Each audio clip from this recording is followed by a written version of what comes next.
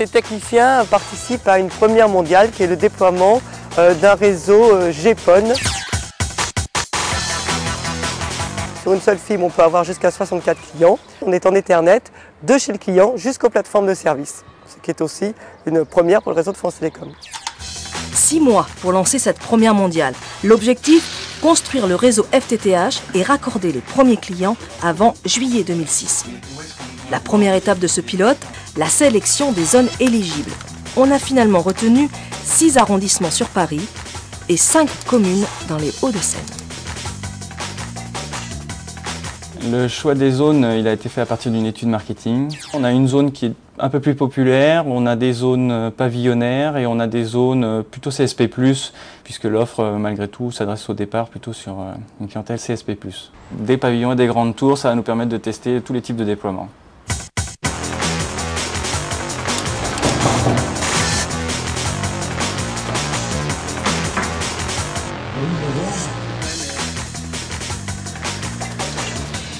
Autre critère pour affiner ce choix, la faisabilité technique. Exemple à Paris où des techniciens sont allés inspecter les 317 immeubles retenus a priori. Avec pour chaque visite un questionnaire bien précis à remplir.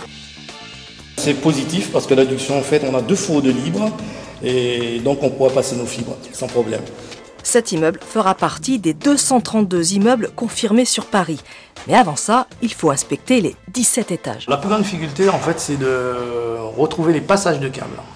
Parce qu'en fait, quand ils ont construit l'immeuble, ils ont mis des gaines tétiques et tout, mais après, tout a été calfeutré, rebouché. Donc là, c'est au flair. Le processus de décision des syndics, il est très long et il est absolument indispensable d'anticiper la longueur de ce process. Il faut aller les voir, il faut les rencontrer, il faut leur présenter notre produit, il faut les rassurer sur le fait qu'on ne va pas saccager l'immeuble, qu'on va faire ça dans les règles de l'art, que c'est gratuit, que c'est innovant, que ça apporte un plus à l'immeuble, que ça valorise le patrimoine des copropriétaires. L'avant-première du très haut débit grâce à la technologie en fait, de la fibre optique. C'est une offre en fait innovante, un débit pouvant aller jusqu'à 100 mégas, de la télévision haute définition, téléphonie limitée et de l'internet à très haut débit. Oui, vous avez reçu un dépliant de France Télécom. D'accord, je vous envoie ça. Et je vous souhaite une excellente fin de journée de la part de France Télécom. Nous avons mis en place des campagnes d'appel avec des horaires personnalisés, nous avons laissé des messages sur les répondeurs, nous avons redistribué des prospectus et nous avons également fait de l'affichage dans les halls d'immeubles pour arriver à toucher les gens, si ce n'est pas par téléphone, au moins par l'aspect visuel. Dès les premiers clients potentiels repérés, entrée en action de l'architecture réseau. Tout est à créer, un réseau entièrement nouveau. Il y a le coupleur C1 qui est placé au milieu de la zone et qui alimente 8 C2 qui eux-mêmes alimentent les points de branchement où seront raccordés les clients. Ce qui est important, c'est que tous les chantiers soient lancés en même temps et chaque chantier implique celui du voisin. Pour aller de là, l'OLT, l'équivalent du DSLAM, jusqu'ici, la prise optique chez le client, en passant par le PB, le point de branchement, et avant par le coupleur. Donc là, on est en train de raccorder le coupleur. Là, c'est le coupleur 1. Donc c'est un coupleur qui part vers 8. Après, il y en a un deuxième en cascade. Donc ça sera encore un vers 8. Donc au final, une fibre au central, ça fera 64 clients potentiels.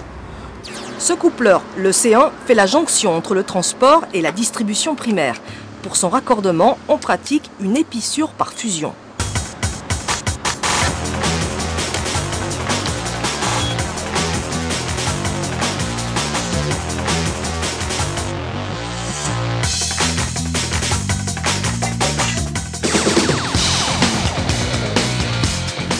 Le PB, le point de départ de la distribution secondaire.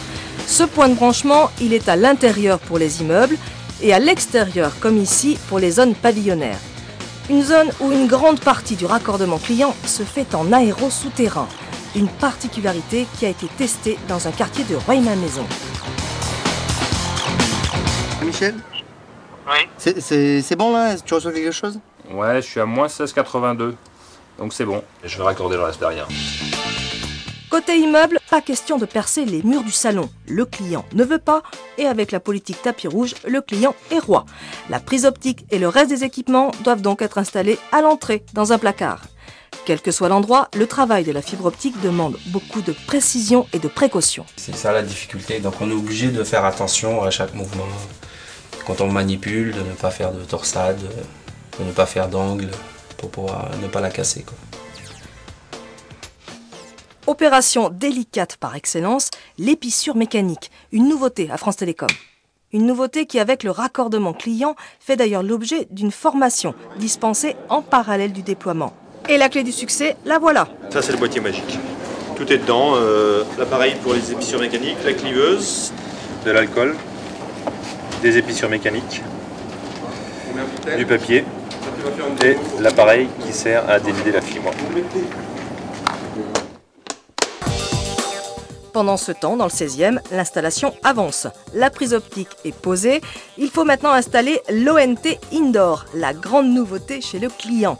C'est cet appareil qui transforme le signal optique en signal électrique. Il ne reste plus qu'à le connecter à l'OLT. Et l'étape restante, la configuration de la Livebox, une nouvelle Livebox adaptée au très haut débit.